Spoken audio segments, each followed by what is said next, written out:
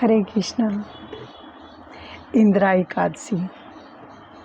युधिष्ठिर महाराज ने पूछा, हे मधुसूदन, अश्विनी मास के कृष्ण पक्ष में आने वाली एकादशी का नाम क्या है? उसे पालन करने की विधि क्या है? इस व्रत के क्या फल प्राप्त होता है? कृपया विस्तार से वर्णन करें। भगवान श्री कृष्ण ने कहा, इस एकादशी का नाम इंदिरा है। इस व्रत के पालन से पतित पितरों का उद्धार होता है और व्यक्ति सभी पापों से मुक्त हो जाता है। हे राजन, सतयुग में इंद्रसेन नामक राजा था। अपने सभी शत्रुओं को पराजित करके वह महिषामतीपुरी राज्य पर राज करता था।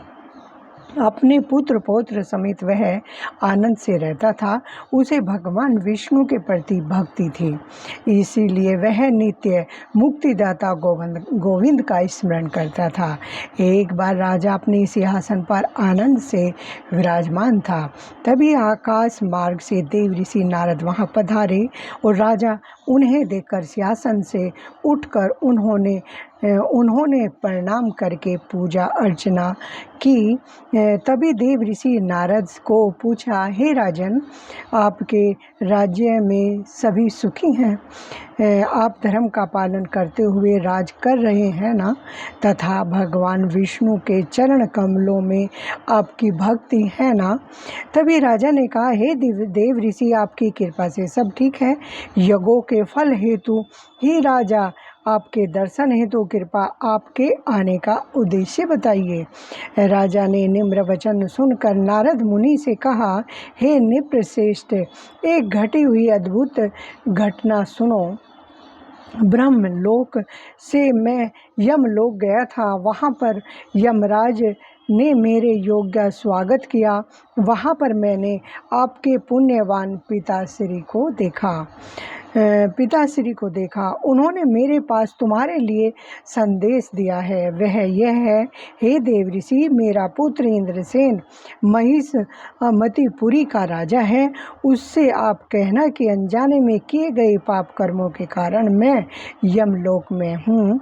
मेरे उद्धार के लिए इंदिरा एकादशी का व्रत पालन करके उसका फल मुझे अर्पण करे। नारद मुनि ने आगे कहा, हे राजन, आपके पिताश्री को भगवत धाम प्राप्ति के लिए आपको इंदिरा एकादशी के व्रत करने को कहा है।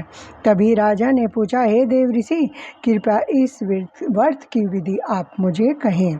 नारद मुनि ने कहा, हे राजन, दशमी के दिन प्रातःकाल उठकर स्नान आदि करे। तत्पश्चात पितरों का तर्पण कर देना चाहिए। केवल एक बार ही भोजन और रात को चटाई पर सोना चाहिए। एकादशी के दिन प्रातः उठकर स्नान करो। उसके बाद दिन भर प्रजलप न करके का व्रत धारण करके पूर्ण उपवास करना चाहिए। भगवान अरविंद मैं आपकी शरण में आया हूँ, ऐसी प्रार्थना करनी चाहिए। मध्यता के समय शालिग्राम के सामने पितरों का तर्पण अर्पण करके ब्राह्मण को भोजन तथा दक्षिणा देकर संतुष्ट करना चाहिए। बचा हुआ अन्न गाय को देना चाहिए।